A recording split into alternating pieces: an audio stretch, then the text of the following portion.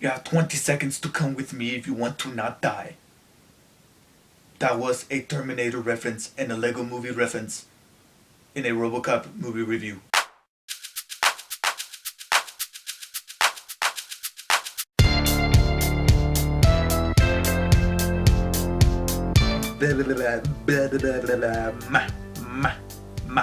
Okay, I'm ready. Hey everyone, Dave here with a movie review of what could be one of the most skeptical movies to come out in recent times.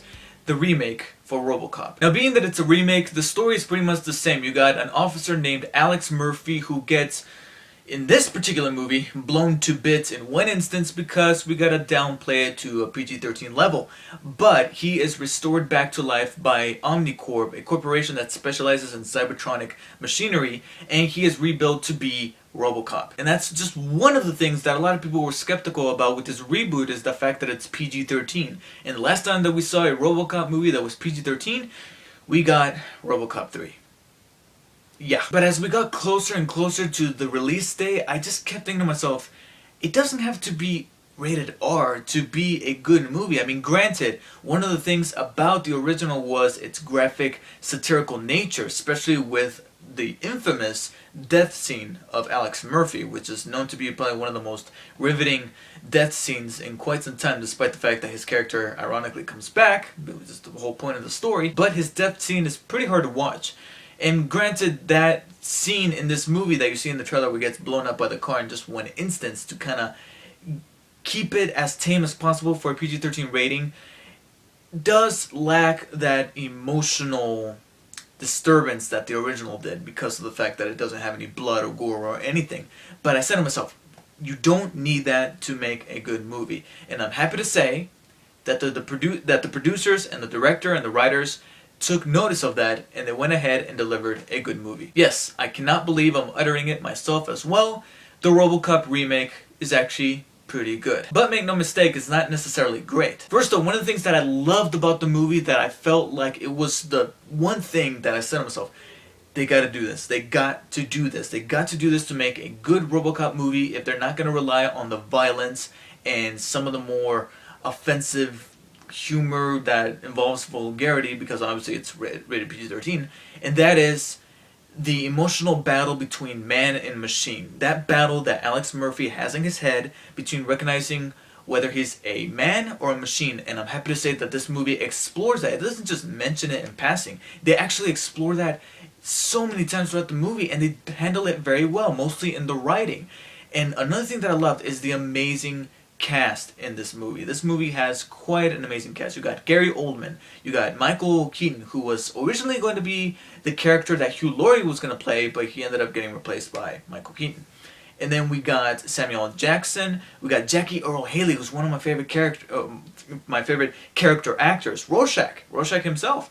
So this cast did a really good job at not only selling that facet of the movie, of the whole battle between man and machine, because they were some of the more interesting characters in the movie, and they managed to bring some sort of gravity to that whole thing about the battle that Alex is having in his head about not knowing whether he's a man or machine, and what that also has to do with the people out in the city of Detroit, which is one of the things I also liked about this movie, is that the original is known for having a satirical tone to it, to where they're making fun of the government and all that. Here, they're not making fun, it's not satire, but there's several things in the writing of this movie that are really relevant to what's going on today. I mean, one of the biggest things, and not probably the biggest thing, the biggest conspiracy today when between us and the government is of course the National Security Association, or NSA. The NSA and the whole spying deal, and about putting drones up there, whether it be on the street or in the sky or whatever, to spy on us. That's kind of touched upon in this movie. They're not making fun of it, they're not bringing it to the foreground, but you could look at some of the content in this movie when it comes to putting machines out in the streets to be relevant to what's going on right now in real life, about drones flying around, taking out people in our own country. And that's actually one of the things that I loved about Samuel L. Jackson's performance as Pat Novak, who's this, I don't want to say talk show host, because he doesn't really talk to any people there. He just performs monologues talking about some of the more technological advances in human history at that time, which is 2099 or 98, can't remember. But I really enjoyed his character because he was that kind of, he's that figure that you would often see on television talking about the things that are happening in America. And he's used very well to bring the corporate omnicore, the corporate side of this thing, and the audience, which is us, to look down at Alex Murphy and fight the battle with him. That battle between man and machine. Now you're noticing that I'm admiring the supportive cast in this movie, glorifying them. But you might have noticed that I'm forgetting to mention a certain someone, and you're right. Because that's actually one of the things that I didn't like about this movie. In fact, it's really downright disappointing, is that there's some questionable performances here and there, and some questionable casting. I mean, Jay Baruchel, it looked like Adam Scott let him borrow his beard from Secret Life of Walter Mitty. And it's an action movie, so you've come to expect a little hokiness here and there. But I'm sad to say that out of all the people in the cast, what could be seen as probably the worst performance of the entire movie would have to be Robocop himself. Joel Kinnaman, who plays Alex Murphy, aka Robocop, I thought he was actually kind of wooden towards the beginning when he's human. I mean, I was hoping for a much more charismatic character, and instead he's acting like Taylor Kitsch in Battleship or Josh Duhamel in the Transformer movies. That kind of, you know, I'm a tough guy kind of character that's like, I gotta do this. And what's even sadder is that when he does become Robocop or a robot, his performance kind of matches his character, so he kind of gets better, technically speaking, as the movie goes on, to the point where by the end of it, he kind of finds himself in terms of an actor. But it is kind of sad that he kind of has to become a robot, being the fact that he was acting like a robot at the beginning of this movie. Out of everyone, though, in my opinion, the best character and the best actor would have to be Gary Oldman. Once again, Gary Oldman holds the title of being that actor that could be, or at least being one of those actors, that could be in almost anything, even the biggest piles of crap, and he'll still be the best thing about it.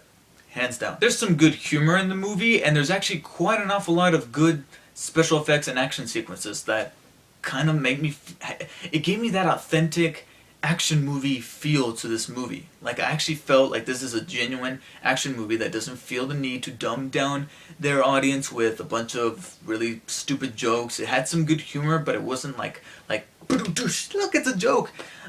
However, if there was a problem with the action sequence, it would have to be that one, there were some moments where it got a little shaky cammy kind of thing, and I do feel like the big climax at the end was a little rushed.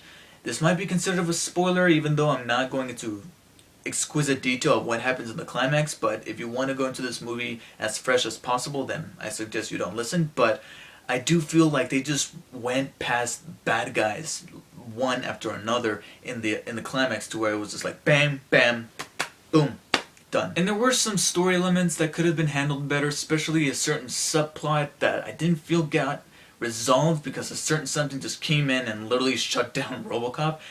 But other than that, I felt like this was an actually well-handled remake that makes me feel like the writers and the director actually paid attention to what was going on, and they didn't undermine their fans, and at the same time they made sure to keep Robocop fresh with cool action sequences.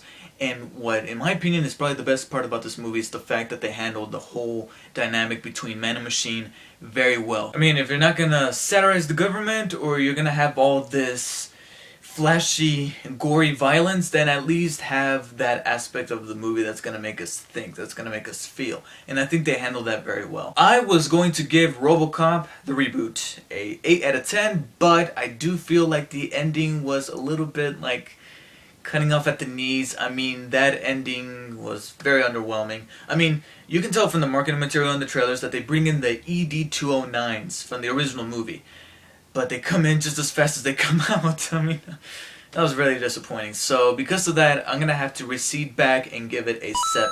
I still think that this is a good movie. I still recommend it. And by comparison, which may or may not be saying much, this might just be one of the better remakes out there. And of course, it cannot be a Robocop reboot without some references to the original Robocop. So be sure to keep your eyes and ears open because there's both visual and audio references to the original. One in particular, when I heard it, I automatically just geeked out. And I really, really wished they could have used it a lot more, but I'll make do with what we got. The only question now is, where's the Robocop video game? I mean, there were plenty of scenes in this movie that reminded me of a video game, and I'm like, Robocop is totally made for a video game. I mean, I know we had our NES games from the 80s, but we got the PS4 and the Xbox One now. I think it's time that we have a proper Robocop video game. Just make sure that Gearbox doesn't make it. So be sure to let me know what you guys thought of the Robocop reboot. It is PG-13 after all, so I'm pretty sure that the majority of my viewers are able to go watch it. I'm not trying to belittle you, but go and give it a shot. Thank you guys for watching, and I'll see you guys next time.